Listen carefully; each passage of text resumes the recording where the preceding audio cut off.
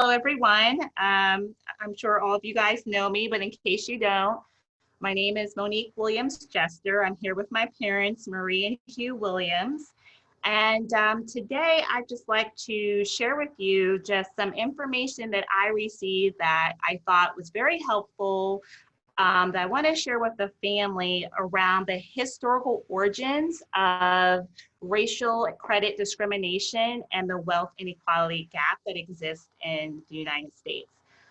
So in preparation for this conversation, we as a family thought that it would be really good just to kind of hear about the historical evidence out there of what we see today of all the injustice that is in our society and how that's created huge disparities and inequality when it comes to wealth in the United States. If you haven't had a chance to, we sent out a YouTube video, the racial wealth gap, which does a really good job talking about some of the history. We're going to do that today. There's going to be a lot of information, so I appreciate you just being patient as we walk through a timeline of our history. And also we sent out a report by McKinsey that shared a lot of the facts and figures about the disparities in wealth. So for instance, in 2016, the average Black family had a total wealth of $17,600, which is 10 times less than the average white family, who stands at $171,000. So the wealth gap is huge. It's about 10 times difference between Black and white families. And so what we like to do is kind of talk about the history and then where we are today and how we see some of this in our society impacting ourselves, our family members, our friends. So with that, I'm going to just kind of talk about wealth, and that is the extent of your accumulated assets less any debt. So when we talk about wealth, we're talking about assets minus debt. And wealth has an impact on our opportunities. Let's face it, educational opportunities, housing where you can live, employment, social capital, and be able to transfer wealth to the next generation. And for our family, as you guys know, we talk a lot about passing it on, talking about transfer of wealth to the next generation. And so we need to understand the history of, some of those barriers to figure out solutions of how we're going to move forward. So through this presentation, we're going to talk about that. It should take about 30 minutes, and then we'll leave time for questions. And just so you know, we will be following up with other series focused on credit and housing, about wealth generation tools. So racial inequality. So as I said earlier, the average net wealth for African Americans is 10 times less than whites. So that's significant. So we can move on. So a lot of the scholars talk about how to accumulate wealth, and the means of that is home ownership. A lot of us own homes, going back, we've always saw the value of home ownership.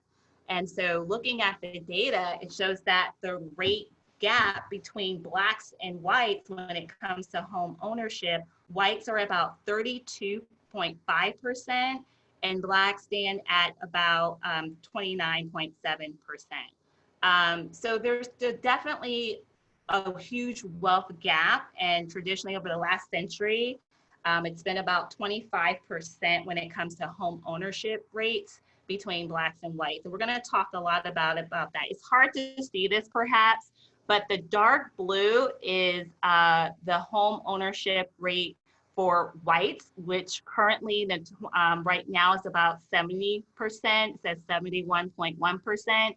And for Blacks, it's the light blue at the very bottom. Sorry, my dad's screen is touch screen, so I have to watch my hands. It's about 41.2%.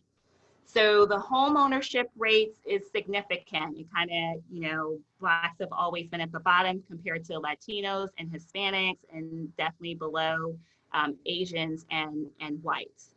So as we see through history, we've always been, the bottom. So let's talk about some of the components of this home ownership gap. Few people have access or resources to purchase homes without having to resort to financing. And so a key component to purchasing a home, as we know, is credit. So where does that take us? So we're going to walk through talking about wealth, home ownership, credit, and structural discrimination. So in understanding structural racial credit discrimination, it's important to look at the history. We're going to talk through different periods of time: post-emancipation era, the Great Migration era, and subprime crisis era. So those are the three periods of time we're going to focus on through this presentation. Okay, so sharecropping. So after the Civil War, African Americans viewed homeownership as an essential element of freedom. So as you know, after slavery, land ownership and wealth accumulation occurred in the context of sharecropping. However, this relationship really was not a wealth generation tool for Blacks. They weren't really allowed to own the land. And we're going to talk more about how the system of sharecropping really impacted our ancestors. So in this context, after slavery, they had an agricultural ladder. There was different tiers, they call it rungs. So at the top were the cash and fixed tenants. So farmers rented the land from the owner and they paid a fixed sum of cash or its equivalent in crop values. And as a result, they were able to work the land. They owned their own farm equipment and animals. The middle tier, the share tenants, were farmers that rented the land from the owner and paid for it with a share of the raised crop ranging from a third to a fourth. Typically, farmers in this tier owned their own farm equipment and animals. And at the bottom were our ancestors who were sharecroppers, and they worked the land and were paid by the owner a share of the raised crop, which was usually 1/2. And typically sharecroppers did not own any farm equipment or animals. So the difference here between renters and sharecroppers was that a farmer's position on that 3-tier rung really impacted and had a correlation to be able to build wealth. So if African Americans had fewer assets in the wake of emancipation, and therefore they were at the bottom rung and were sharecroppers on that agricultural ladder. So here's a picture. As we see, most of the sharecropping, of course, was in the South. So most of the southern counties, they had a lot of, was where the sharecropping took place.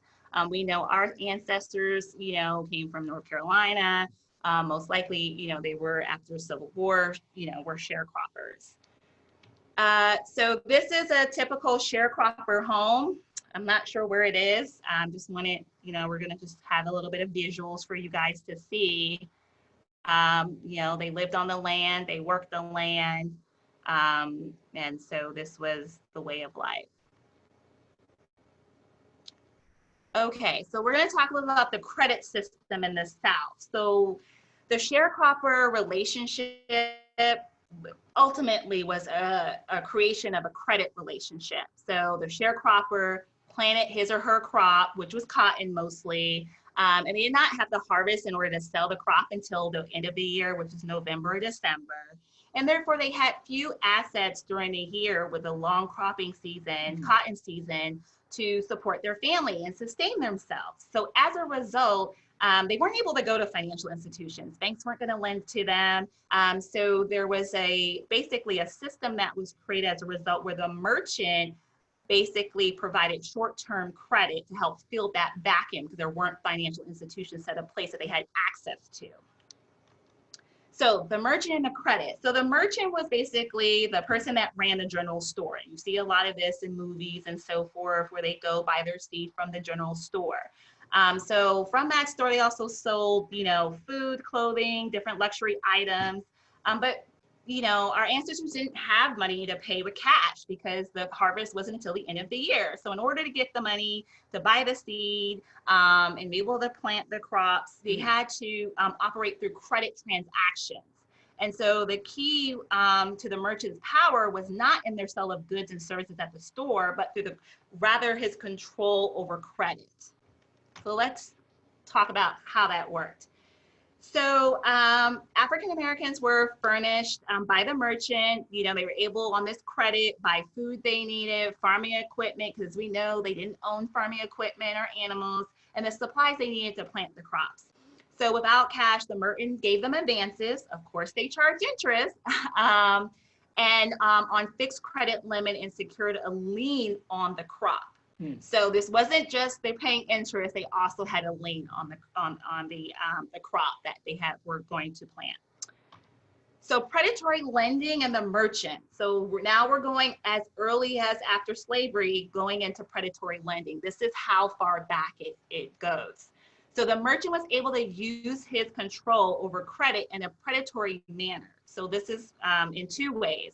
The merchant maintained a two-tier pricing system for goods that were purchased on cash and a second price for goods that were purchased on credit. And so because they were purchased on credit and there was really no credit limits or what have you, they could charge whatever interest rates they wanted. And a study determined the average price for goods purchased on credit was 55.3% higher than the cash price, which ranges from a high of 89.6% to a low of 33.6%. So they were paying a lot more money for the things that they needed. So second, the merchant established interest rates for the goods. The interest rates could be 8 to 15%, and they were added to the credited price. So not only did they pay a higher price, they paid very high interest. So the combination just, resulted in, people basically falling behind. One study of merchants in Georgia, where a lot of us live now, between 1881 and 1889, revealed total interest rates ranging from 44.2% to 74.6%. However, at the same time, they saw in New York City, the short-term rates were about 4 to 6%. They never exceeded more than 8%. And we know the difference of in New York, they weren't doing sharecropping, it was in the South. So, our ancestors in the South were definitely, being charged a lot more interest rates by the merchants. So now it's time to settle the harvest. The harvest has come in, it's time to collect on the money, sell the crops, and as we know, because there was a lien on the crops, in order to buy the products, the seed, the tools, be able to plant the crops, it was basically the farmers had to hand over a lot of their proceeds to the merchant. So you had to sell a portion of it to the merchant. So the moment of truth, what do you think happened? So as it was time to settle the accounts based on the advances, the credit interest charges were deducted from the sale of the proceeds. There was a lot of times not many ways that the sharecroppers were able to really make a profit due to the way that the system was constructed. And there was a cheating. Generally, African-American sharecroppers were not given sales receipts or itemized statements and were cheated. One Freedmen Bureau official recalled that white men who are honorable in their dealings with their white neighbors will cheat a Negro without feeling a single twinge of their honor. One study of African Americans in rural South Carolina found that 101 out of 118 stated that they were cheated badly by their white bosses. So Anthony Crawford was a prosperous farmer who owned 427 acres of land in Abigail, South Carolina, and he was a pivotal figure in the local Black community. He had a quarrel with a white merchant over the price. A mob of white people jailed, beat him, dragged him through the Black neighborhood, wrapped a rope around his neck, hung him from a pine tree, and shot him over 200 times. A statement published in a local paper explained that Crawford's death was inevitably and racially justified and attributable to his own recklessness course due to chest inflation from wealth. So this situation happened a lot. If a sharecropper wanted to dispute, if they felt that they were cheated, there really was no recourse. As we see throughout history and even today, this sort of injustice happening.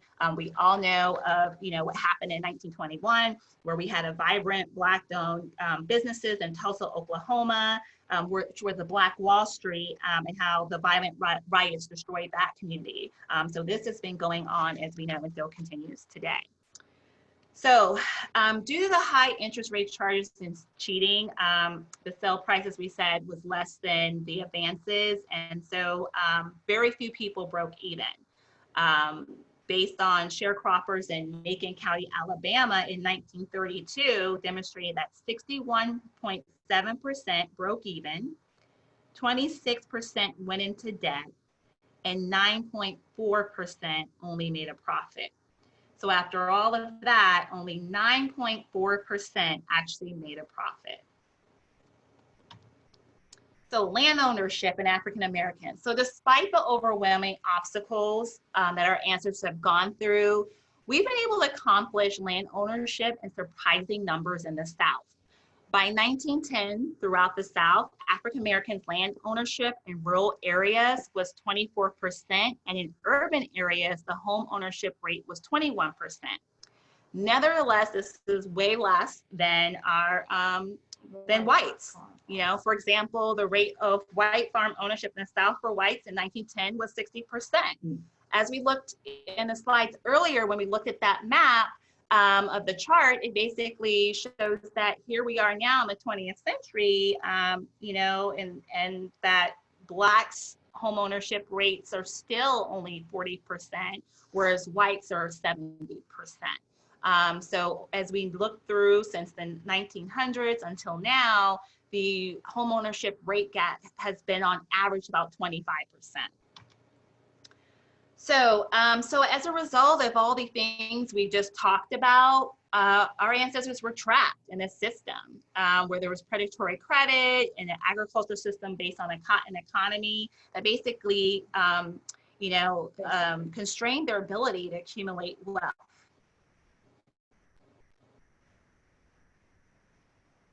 I mean, this was hard work.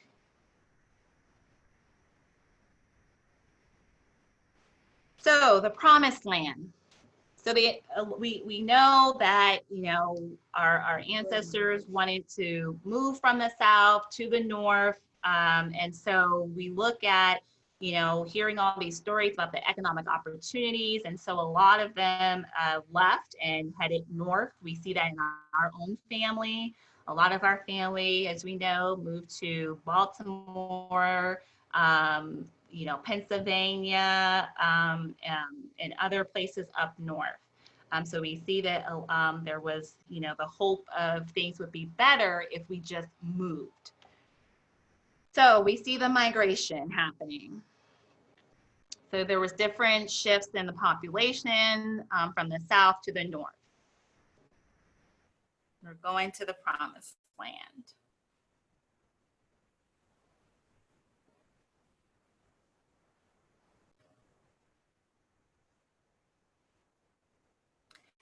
So now we're going to talk a little bit more about what we saw in northern cities once African Americans arrived and how the federal government had an impact in systematic discrimination.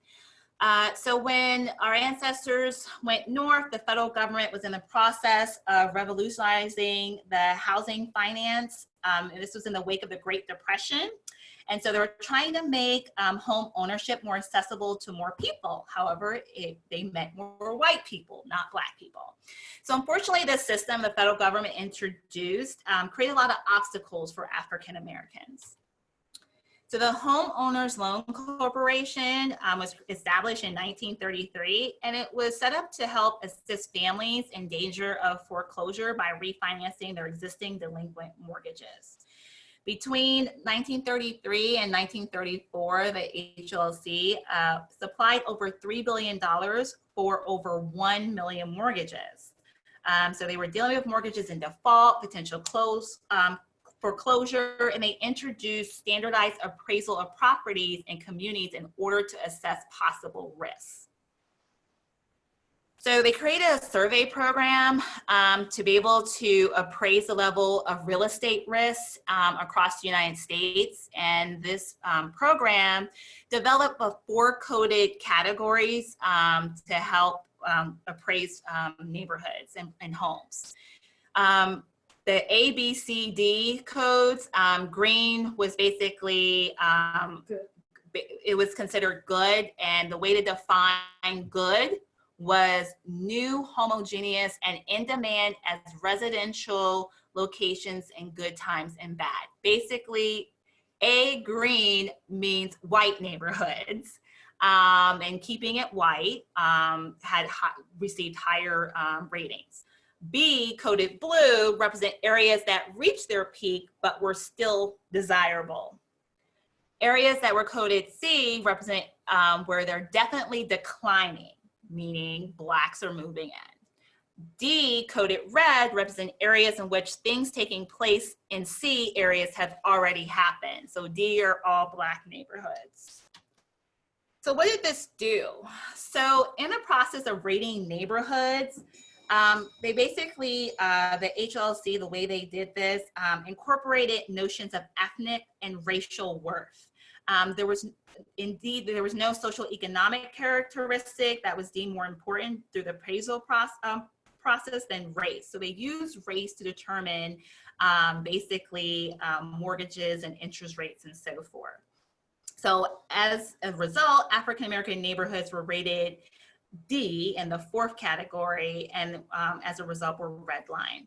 So for example, in Detroit, every neighborhood with any degree of African-American population was rated D or hazardous by federal appraisers. So this we'll see a little bit on the next slide. We see a map, and this is a map of the city of Philadelphia in 1936. My family's from Philly. I know a lot of you guys are from Philly. And so if you look, as you recall, the green and the blue are the white neighborhoods. And I don't know my Philadelphia geography, so I had to have my parents help me here. But my understanding is where you see the blue and the green, E, F, G, H is, what is that, Dad? Germantown? Northeast is H, and Germantown, Mount Airy is, yeah, that's on the yeah. Okay, so we get the point here. So moving along, so basically it's created mortgage loans in neighborhoods that were rated yellow and red were disenfranchised because the federal government basically created a seal of approval around real estate value and tied it to race. The rating system also was adopted by private financial institutions, so banks, and this institutionalized the practice of racial redlining. So this basically impacted the underwriting practices of the Federal Housing Administration. So the Federal Housing Administration was established in 1937 to facilitate sound home financing on reasonable terms and conditions. So the FHA did not lend out money to borrowers who wanted mortgages, but they did provide financial incentives to private lenders by ensuring up to 90% on any loss incurred with an FHA approved mortgage. So with risks greatly reduced to the lender in the white neighborhoods that had the higher ratings, you saw housing explode, basically. So in 1936 and 1941, they went from 332,000, 619,000 loans. So people were able to get in homes in white neighborhoods. So they, FHA, by the end of 1972, so they were only in that short period of time, they assisted 11 million families in achieving home ownership. So the price of success, this was confined to whites in suburbs, and it came at the expense of African Americans who resided in urban areas. And so this is a quote from Charles Abrams, a housing advocate, who explained, a government offering such bounty to builders and lenders could have acquired compliance with non-discriminatory policy. Instead, FHA adopted a racial policy that could well have been culled from the Nuremberg laws. From its inception, FHA set itself up as the protector of the all-white neighborhood.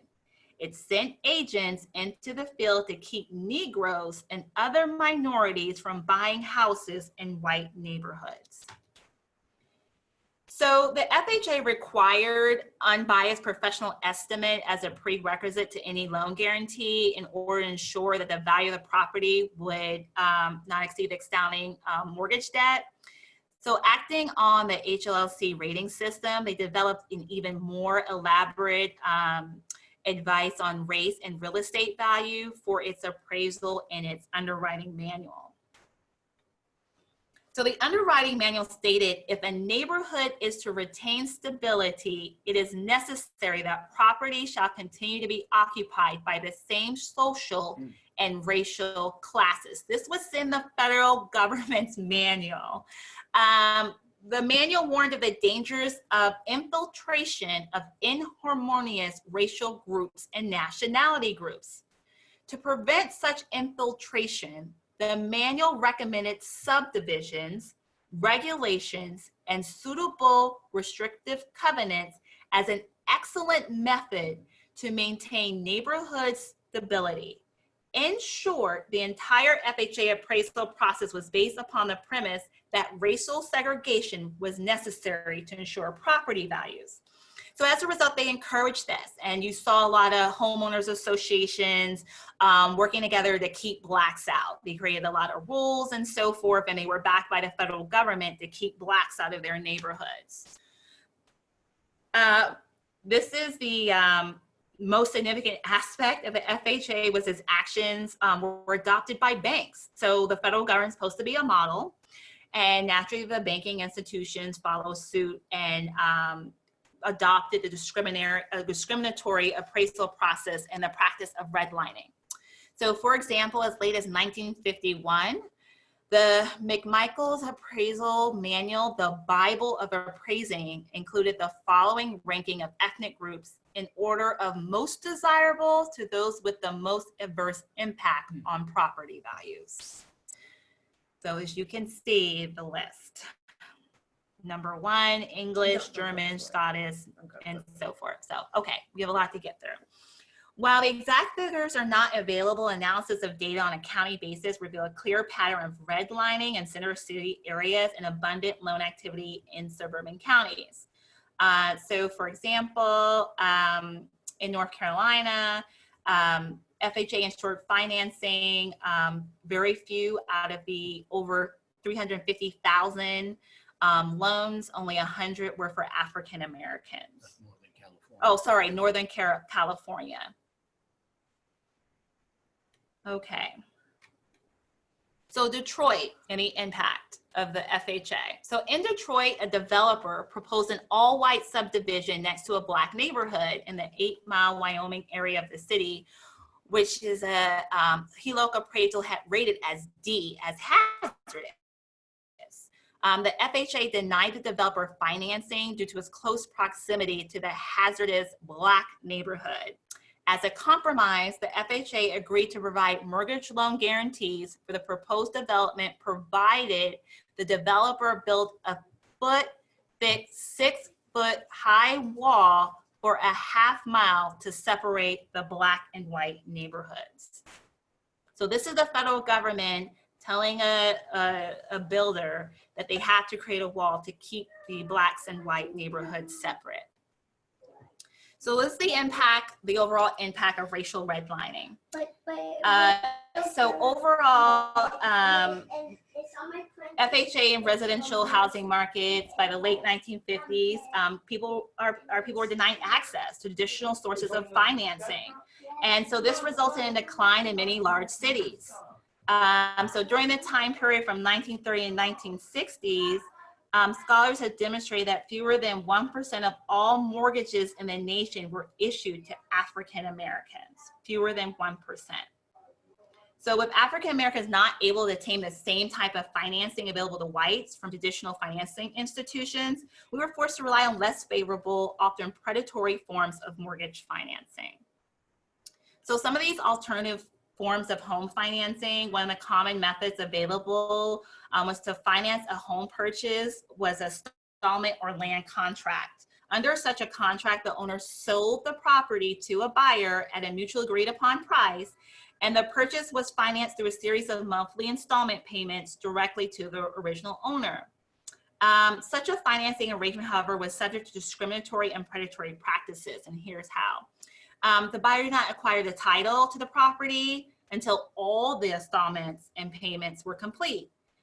Also, the buyer did not gain any equity in the property during the course of the contract. And if the buyer missed one payment, the seller could cancel the contract, take back the property without resorting to foreclosure proceedings. And then also there were no interest rate ceilings, did not apply to the contracts. And a lot of times the buyer didn't know the actual value of the property because appraisal was not necessary for the transaction. So you could be overpaying for the value of the property. So while the prevalence of such contracts is difficult to get data on, in Chicago, an expert estimated that 85% of the property sold to African Americans in neighborhoods undergoing racial change were financed with installment contracts. Likewise, in 1962, a study of African American neighborhoods in Chicago found that of the 29 properties that changed ownership, 83% or 24 of those 29 were financed with installment contracts. And also, you know, as I said, the study found that the properties sold to African Americans were higher, 73% higher than their original price paid by the investor. So we were paying more money. So this is a situation where we see this that happened, a personal story, where in 1925, Mr. Sweet, an African American doctor, and his wife purchased a home in a white neighborhood in Detroit. They paid $18,500 to the white sellers, and they were guaranteed the sale price in the neighborhood, however, was only $12,000 to $13,000. So they were paying much more than what the prices were going in the neighborhood. They made a 20% down payment, and they financed the rest with an installment contract. As a result, the Sweets agreed to pay 120 monthly installments of $150 for an interest rate of 18%. So not only did they pay more money for the home in the white neighborhood, they had a very high interest rate. So despite the efforts to escape the credit system in the South, African Americans' attempts to achieve home ownerships in the North were also were difficult due to actions of the federal government and banking institutions that followed suit in this racial discriminatory manner. In 1940, the white rate of home ownership was 46%, whereas African American rate was 24%, a gap of 22%. Okay, so now we're going to talk a little bit about reverse redlining. So in the 1990s and early 2000s, the subprime lending increased dramatically. Subprime financial products were intended to provide credit to individuals who did not qualify for prime loans. So while subprime lending can serve as a beneficiary purpose, it's also subject to widespread abuse and predatory practices. So those are high interest rates and fees, flipping and equity stripping, high pressure sales and advertising practices, fraud, balloon payments, and so forth. So we all know about what happened with the subprime mortgage crisis. African American areas were targeted for subprime mortgage loans, and this was a practice known as reverse redlining. A HUD study found that 51% of refinanced loans in African American areas were subprime. And in the white areas, only 9% were subprimes. In 2006, African American families earning more than $200,000 were more likely to get a subprime loan than a white family only making $30,000. So the subprime mortgage crisis, they targeted minorities for unfavorable subprime financial products. So these products had serious replications, resulting in increased debt, lost equity, increased foreclosures, and neighborhood devaluation. Overall, about 240,000 African Americans lost their homes to foreclosure between 2005 in 2008. Those numbers are astounding.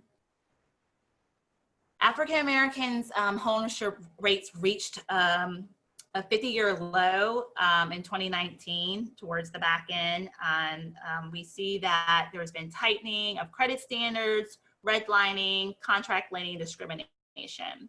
We've also seen, as we know, what's going on now with COVID-19, how it's impacting minorities, people of color disproportionately, where we are having higher infection rates, unemployment rates, small business closures, evictions. And, you know, people trying to understand, well, what does that mean today? Well, you know, if we look at, you know, the Affordable Care Act and you know, places like Georgia, for instance, you know, they're one of the states that have not expanded Medicaid coverage. And so a lot of people don't have access to health insurance and so forth. So it does end up really impacting our people. So with that, I just want to just wrap it up. There's a lot we discussed. One of the explanations of the large racial disparities in wealth and the structural discrimination in credit markets, basically, this has limited African Americans' wealth accumulation in two main ways. First, it has acted as a limitation on homeownership due to lack of access to additional sources of credit. And it has also increased the cost of achieving home ownership for African Americans. So with that, I'm going to just pause and, you know, if you guys want to come off mute, but this is just helping to lay some historical perspective to our history of what has happened. There's a lot of relevance of what's going on today, which we can talk about and what we see today. And just so you know, we are planning to have 2 more sessions coming up. The next one will be on credit on September 13th. And then the next will be on home ownership on September 27th. And we have our family members who will be hosting that. But I just wanted to just pause. That was the presentation, and just kind of open it up for discussion, thoughts, and whatever you guys want to share. Well, I'll jump in and say thanks to the presenter, to Monique. I appreciate that. It was great information and great content. It was real, just eye-opening. It's amazing to see that systemically there is laws and practices that fuel this gap. And I think it's going to be great for us to be able to see how to use the system to work in our favor versus working against us, and not just, you know, for ourselves, but those coming behind us. So I just wanted to thank you for that, and I look forward to the next presentation. Yeah. So, Can I just say something? This is Hugh Jr. I can't see my, oh, okay, there it goes. Hi. There you are. I want to put this just in the context, since this segment relates to the history, that this is what the Williams Locks went through in their lives and part of our experience. So we see what it was that they were up against. Yes, there were lots of other families and names and things like that, but I come away from this with an even greater appreciation for our family legacy and our patriarchs and matriarchs and what they did, because the stakes, everything was stacked against them and what they had to endure. But they pressed through and they preserved still something and passed it on. So thank you, because this information helps me to have an even greater appreciation for our family's tradition and legacy. so I do want to say something to the presentation. It was a great presentation, and it was a good historical narrative, a synopsis of some of the disparities and the things that we went through in our community. And it went through the whole, redlining process and, the sharecropping before that. but it kind of ended at the end of the Federal Housing Administration. Then the start of the HUD, came about after that. And about 1968, we had the Fair Housing Credit Act, right? And from the Fair Housing Credit Act, we had about 40% Black home ownership. Now we still have 40%, and it's even declining a little bit now. Why? That's 50 years, 50-year time span, 52 years now. Why do we think that is? Anybody have any, guess or want to contribute to a discussion of what do you think is that cause? Why do we really haven't gone anywhere? There has been, I mean, you have HUD, we have a Black person in in the position, over HUD. Why do we think that is? Can I jump in and speak to that, Vince? By all means. Yeah, okay. I just want to make sure y'all can hear me. But yeah, I think that the presentation, again, thumbs up, Monique. You did a great job. I missed some of it, but I'm definitely gonna go back and check it all out. And I think this historical perspective shows us, to piggyback on what Uncle Hugh was saying, how strong our ancestors were and the kind of resolve that they had, determination they had, and that hunger that they had because of the lack of whatever it was that wasn't given to them and the unfair shot, that they, just had a stronger will than this current generation. And that's something that we have to focus on and be cognitive of so we can counteract that, because, our kids have it easier and we had it easy. And that's just the way it is, that we have to try even harder to reverse that trend. Because we did have a lot more as a people per capita 100 years ago. Everywhere across the board, Black businesses, Black education, our knowledge of our own bodies and health. We were a lot farther ahead, and the more that we integrated, the more we accepted the Western ways, and the more we lost our own history. So I'll leave it at that. I saw something that was very striking to me. Was the slide that talked about the Great Migration North. Yes, it was for jobs, but they had in there, it was really for home ownership. And I never understood that or appreciated that before, that was part of the motive and the inspiration and the aspiration in the hearts and minds of our people. Yeah, they were looking for jobs, but because from what they came from, home ownership was such an integral part of identity and survivability and things like that. So kind of to Shedrick's point, that will and that motivation and that hunger was inspired because of the value and of home ownership as it was revealed during that time. But perhaps, Vincent, one answer to the question is that not so much the willpower was diminished, but the perception of the value of home ownership was blunted or disguised or muted out over time. And as a community, we lost sight of that. Whereas before it was by word of mouth and it was by actual experience and understanding, but that thing got diluted once we arrived up north, and the next 2 generations after that, some of that sense of urgency and value was dissipated. Okay, in the presentation, it said home ownership was associated with freedom. And our generation feels free. We didn't have to go through the struggle. So there's a disassociation between home ownership and freedom.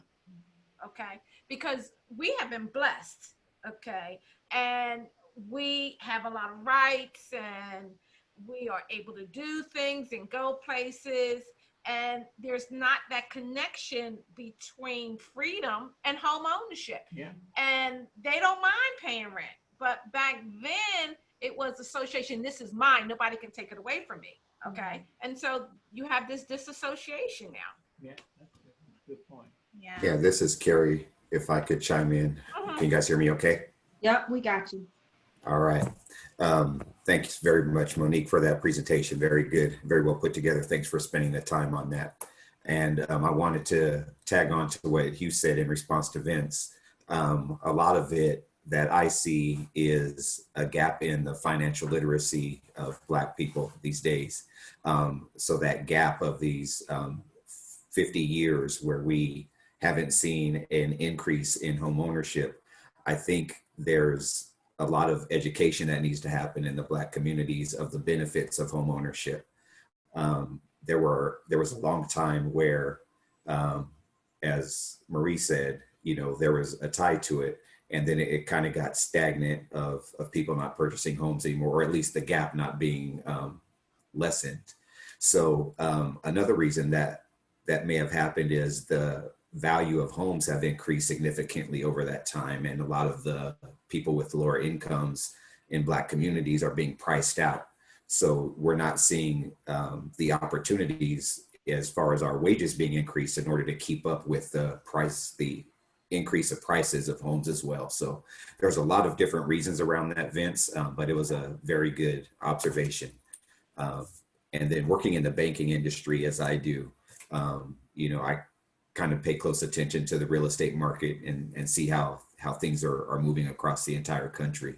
And particularly, as you mentioned, in the 90s and the early 2000s, where there was all the subprime lending and the values were crazy inflated, and no one could afford to get into unless they got those subprime loans with those lower down payments. So there's a lot of different reasons that go into that, Vince, but great observation. And Vince, I want to add to that. Thanks, Karen, for jogging my memory, because that made me also think about the fact that since that time, we have fought several internal battles as a community between the drugs infiltrating our communities, then the war on drugs, then the mass incarceration associated with that also dispelled families and family concept. And that also broke the financial backs of families. And so to the point of Carrie, that there's multiple factors associated with the war goes on in terms of those ways that the institutions bring structural discrimination into the Black community. So I think that even though we'll be addressing credit in one particular as one topic, overall passing on tribal knowledge will have to be able to fill that knowledge gap that Carrie talks about to help us be able to take that next step as a new generation. I think it is important to acknowledge that knowledge gap, and I think these sessions are very important for us to have within our family. We need more financial literacy being taught within our community and talked about within our families. If you think the Brown versus Board of Education was nearly a decade before the Fair Housing Act. So during that time, before Brown versus Board of Education, we were educating within our own community. Blacks were educating Blacks. We integrated into a system where our oppressor was now educating us and not giving us all of the information that we needed. And we look at Rich Dad, Poor Dad, the book by Robert Kiyosaki. He speaks on that, where within the white families and these affluent families, they speak and talk about money, whereas we as a community do not. We don't have a lot of that understanding and we don't talk about it.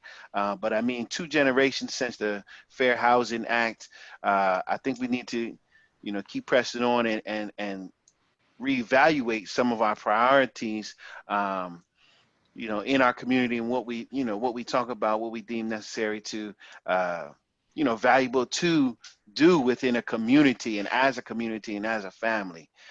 So I think the education piece is very vital. but it has to be more. It has to be more to do than just the educational piece. What do y'all think? I agree. I think that one of the things we need to do is in each family continue to support the concept of home ownership. I know when I look at Dad and his siblings, they talked about home ownership and tried to help each other to acquire a home. It was an important topic in the family structure. I think that at this time, now that we can clearly see what all of the issues are and have been in our past, I think we need to now think about what can we do to make it different, better? What changes can we make immediately within our own family to have this whole thing turned around? Yeah, this might be a good opportunity for me, because remember, this is a David and Goliath type of situation. A lot has happened in the 50, 70 years or so in the United States, because remember, and the example about the Detroit slide where the whole city was redlined, basically, and it put you on a slower track. What I'm wondering, and in terms of institutional change to be effect, I think that we're at a historic moment right now where we should all be standing in line, registered to vote. If you follow the general election, the campaigns and the things that are going on, I think it's very clear of what the various parties stand for and what they say the different types of policies or changes that they may or may not try to implement. And this is a good pitch or time for me to say that as a family, just recently, as recent as a couple of days, I've been in touch with the respective chapter presidents, having this conversation about where do we as a family, the Williams Locke family, stand as it relates to this upcoming political election. And so you'll soon be hearing from me with a letter coming out, urging everyone in our family to be registered to vote and to go out and vote. And we also, I'm going to tell you now, will be endorsing the Biden-Harris ticket. Now, we know this is unprecedented. We know that it might be a little, just unprecedented, but these are very perilous times. We're not going to be telling you what to do. We're just telling you where we as a family think our interests stand as it relates to our future and the future for our children. So I think that that's one positive step that we can be doing as a family to help move this gigantic behemoth monster that we're up against.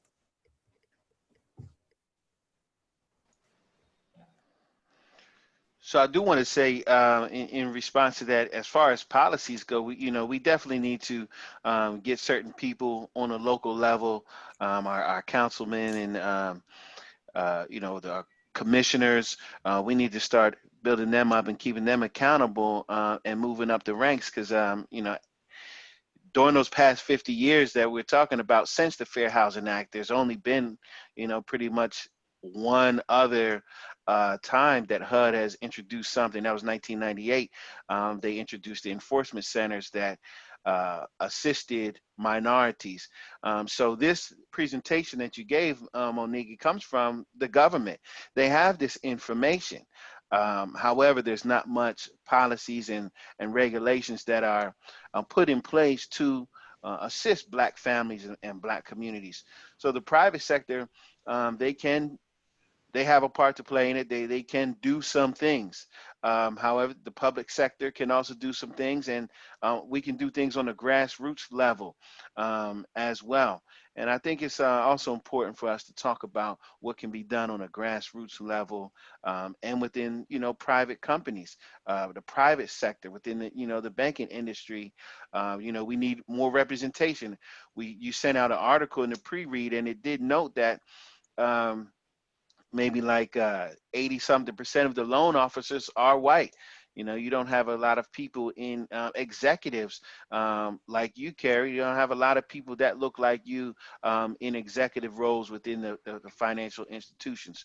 So we need to start grooming people and advocating on our behalf to get in those positions. So I just want to say there are other things that we can do, and anyone has anything they want to add on to that. Yeah, I'd like to add on, Vincent, to that.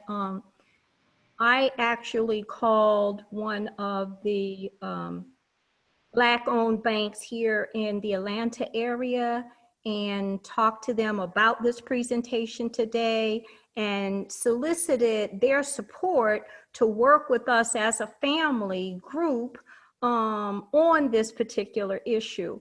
And they're excited to do that. We would simply have to talk about what would be the pros and cons, what can they do based on the regulations that they're under, how can we make this a win-win scenario? And they see the issues. Sometimes their hands are tied to a certain extent, but I think that there are ways, once we create relationships, that we can benefit out of this project. So the person that I spoke with definitely understands the importance of housing and would support us as a family unit to achieve more housing within our family structure here in the Atlanta area.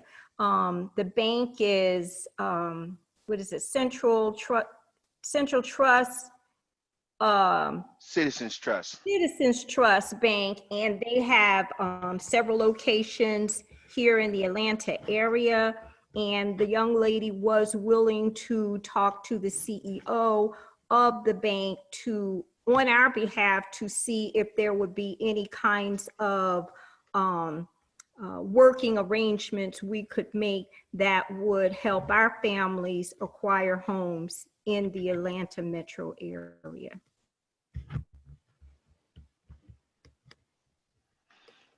I like that, Auntie Adrian. If I could chime in, I just wanted to speak to what Uncle Hugh was talking about with the family voting initiative. Mm-hmm. I think that is almost as important, or just as important, that we know more about the people that are on the ballot, other than just the president and vice president. As well as know more about some of the referendums or policies that are being implemented in each election. And so if there's a way that we can add even just a small piece of education, maybe just a paragraph. I know everybody's district and different voting areas, everybody is voting on different judges, they're voting on different city councilmen, and it's a lot. But I think that the education part of actually knowing what we're voting for and who we're voting for, because there's over a dozen people to vote for each and every time we go and vote. And if we only know about one or two, it just seems like that our vote again doesn't have the same type of power. We want to maximize the power of our vote. Yeah, I can answer that, Shedrick. The letter will include, I reached out to the Democratic organization in Georgia and haven't made contact yet. I made contact with one organization for precisely that. That will give me a website link that will be in the announcement that goes out, that you'll then be able to go into to help navigate your way through the various issues and candidates and things like that. So yeah, that's exactly is the intention as soon as I connect with the right persons that can lead me to those links. All right, that's awesome. Well, I think that's awesome that y'all do what you're doing. Appreciate it. Can I just say something to Monique? Compliments to you on the wonderful presentation. As I think about the information that you presented, I cannot remember in my years of coming to be a woman, anybody ever talking to me about home ownership. So this information is really valuable. And I was just wondering if some of this information could be given to a broader audience. I know you record, but how many people in the family go back and look at the recordings? Will any of this be presented perhaps at a family reunion where you have a larger audience? It could be done. Yeah, that's a good point. We do have in the works a way that we are packaging all of this together and making it a little more professional and presentable and easily digestible for people to view it on demand at their leisure. So we are putting that together, and that is in the works. So, we just wanted to continue to have these discussions of financial literacy, going forward, and just learn from each other and have this for the future generations to learn from us and from our experiences here. Can I say, think back about my grandmother had a home. It was Pearl Harris and heirs, but I can't remember ever hearing anything about buy a house, save your money, buy a house. No, it was work. You get out of high school, you get a job, you get an apartment, and that was it. It was never about home ownership. So I think this is valuable, very valuable. I think there's a I also piggyback on that. This is Puddin. I remember getting my information from someone that I worked with who was an African American, but I remember broaching the subject of home ownership, and the first question was, what is your credit score? And I said, what are you talking about? Because I didn't know. So knowledge is power. And also, Vincent knows I have a 28-year-old grandson who works, he's been working for a couple of years, and he came home and he said to me, Grandma, do you think I could buy a house one day? And I said, well, absolutely. He said, well, my boss told me, don't even think about it, continue to rent and save your money. So this is very, Monique, I also want to commend you because at your age, you know all this information and you're willing to pass it on. And I certainly will pass this on to him, but this is what needs to happen. Pass it on so that we know our worth. And as an African American community and the amount of African Americans, what do you know what we could do if collectively we had this information? We would not be on that bottom rung because we have too much power. We spend money on things that make no sense when we could absolutely be putting our minds together and doing this type of thing. So I want to thank the whole family for even allowing me to join, but you're doing a tremendous job and I truly appreciate it. Appreciate you being involved. I do want to speak one thing. That's a very important part, the concept, the heir properties. We've had land, we've had, homes, and when it got passed on throughout the generations, the knowledge of the value didn't get passed on. So with that, as Yolanda, you talked about the multi faceted approach to discrimination within our American society. We were hit from so many different angles. We are constantly trying to get out of this rat race, and just trying to be equal, just trying to survive in America.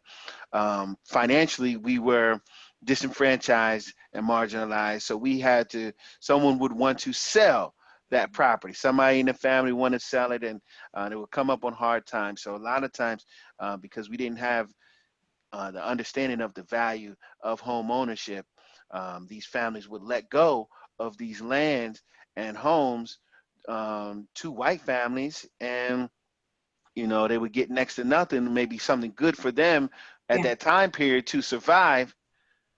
My lights just went out, but for them to survive at that particular time. Right. But the whites would make so much more off of that same piece of land, you know, through agricultural means. And in addition to that, Adrian, on your point, so I had 2 points on to your point about the banking.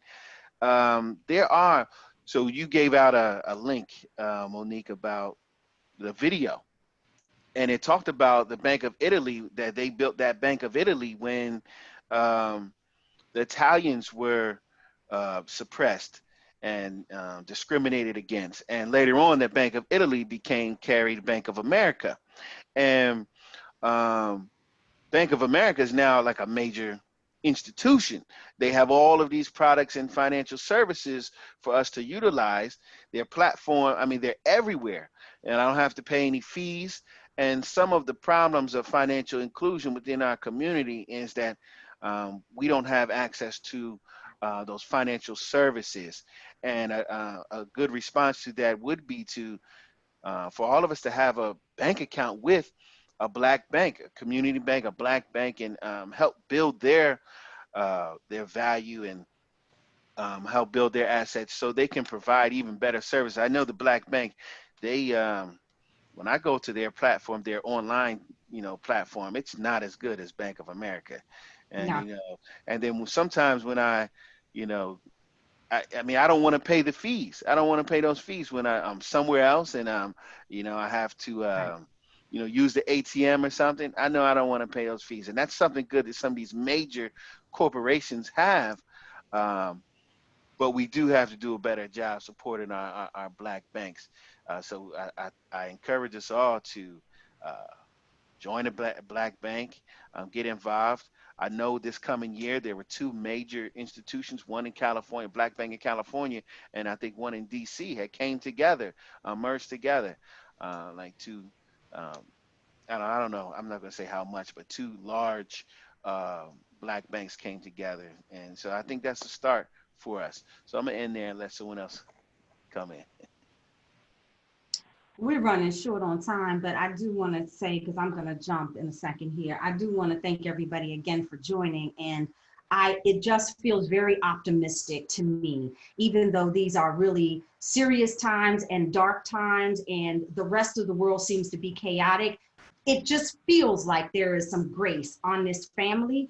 And I'm even going to go out on a limb to say that I'm optimistic because I see who's stepping in and bringing us together and bringing this information and leading us to a new place. So I'm going to go even further and prophesize / predict / just be aspirational and optimistic to say that I fully expect that for no other reason but the fact that we are having these conversations, that we are going to be able to walk into a place of prosperity, whether, you know, into our next generations, and truly be able to pass on not just knowledge, but wealth. So thank you guys for opening that door and for creating this platform for us to be able to begin this new journey. Thank you. And truly, I do have to back out. See ya. Love you. Love you guys. Hubby, see, he's knocking at the door. Y'all hear? Vince, Hi, tell y'all. us, tell us, Say hi. I'll tell him. Vince, tell us what's up next for the next session, when and what we're going to be doing. You're on mute. All right. So in about 2 weeks, we're going to talk about some of the solutions. This one was pretty much a historical background and just narrative of, you know, our situation and plight as Black Americans here. This is our situation here in America and Blacks globally. But next, we're going to talk about credit and some of the solutions, and talk about best practices as far as credit, and come with your experiences, your resources. Again, this is a platform where we can share knowledge amongst one another, as well as give knowledge to future generations. So it's going to be a conversation where we can bring those resources and experiences to the forefront. Okay. Vince, quick question. Is it possible to do a survey ahead of time of anyone who would need help or support with their credit? So as we give the information, there'll be a second part to it where we can help somebody? Well, that's pretty difficult to do. Again, these are recorded sessions that we're going to later edit. We are going to, the next 2 sessions, we're going to invite the broader family too. But again, we don't know who's going to join. And, you know, we don't want to limit the conversation to just those people who are here because, again, they are recorded. But there is something, I mean, if we need to do that, that's a good idea. I think we should. But I don't think that should be tied to the actual recorded session. Okay. So any closing remarks? Anyone want to give any closing remarks? Well, why don't you just let me close out and thank everyone for joining us, for your interest, and again to our presenter, Monique, and for Carrie and others, Vince. You know, you guys, I see how y'all work and work well together and do things. And I will tell you, this whole tribal knowledge project has exceeded my expectations. And perhaps I don't want to say I set the bar too low, but I think that you guys are doing an outstanding job. I'd like to encourage you to continue. In fact, Vince and I have been talking about some other topics that we'd like to bring to this platform, this forum. It's new, it's exciting, and as Yolanda implied, I believe that the Lord is in it.